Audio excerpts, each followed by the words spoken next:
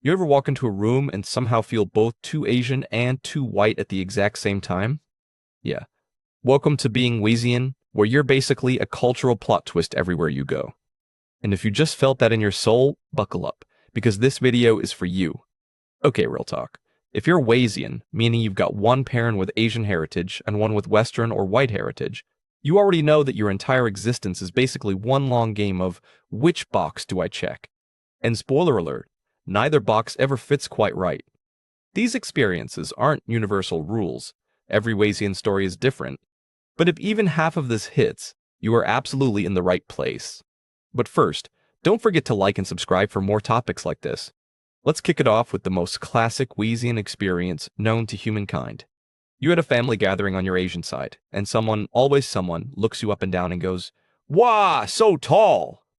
And then you go to your Western family's reunion, and your uncle is basically using your head as an armrest. You are simultaneously a giant and a shrimp depending on the zip code.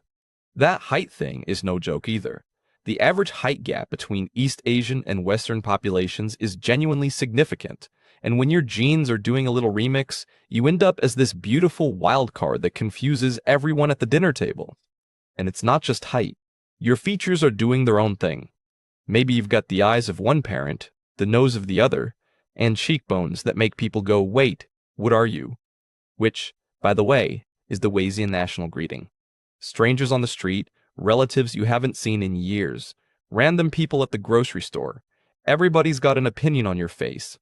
You didn't ask for a committee. You just wanted to buy milk. Now here's a lesser-known fact that Wasians know deeply, and I mean physically deeply. The Asian flush is real, it is aggressive, and it does not care about the occasion. About 36% of East Asians carry a variant in the ALDH2 gene that makes it harder to break down alcohol properly. And if you inherited that from your Asian parent, 2 sips of anything and your face is a stoplight. Meanwhile, your Western cousins are 3 drinks deep and completely fine, looking at you like you need medical attention. And the stereotypes cut both ways. Some people assume you must have an iron tolerance because you're half whatever, and others assume you'll be on the floor after a beer. The truth is your body is just out here writing its own story, and that story is currently bright red. Let's talk family expectations because, the pressure does not halve when you're mixed, it doubles and it stacks. On one side, you've got the academic intensity, the math grades, the extracurriculars, the very specific idea of what success looks like. On the other side, you've got a whole different set of expectations about independence, social life, and personality.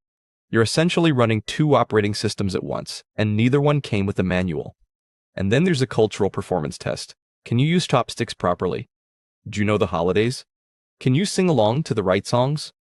Every family event is a low-key audition where someone's quietly scoring your Asianness, and it's exhausting. Keep in mind, this is a super common anecdotal experience, not a universal Wasian law. But wow, if you've been there, you've been there. Here's one that doesn't get talked about enough. Language grief. A lot of Wasians grow up hearing their Asian parents' language. Mandarin, Korean, Japanese, Vietnamese, Tagalog, you name it, but not necessarily speaking it fluently. You understand way more than you can say. You can follow the conversation at the dinner table, but the second someone asks you to respond, your brain just buffering. Error. Code switching anxiety is real. You're on the phone with your grandma, attempting your best Cantonese, and you can hear yourself making mistakes in real time while she's being very kind about it. But you just know. Language loss in mixed heritage families is genuinely common. There's often an imbalance in which language gets spoken, most at home. And for a lot of Wasians, that creates this complicated grief of feeling disconnected from a part of your culture through no real fault of your own.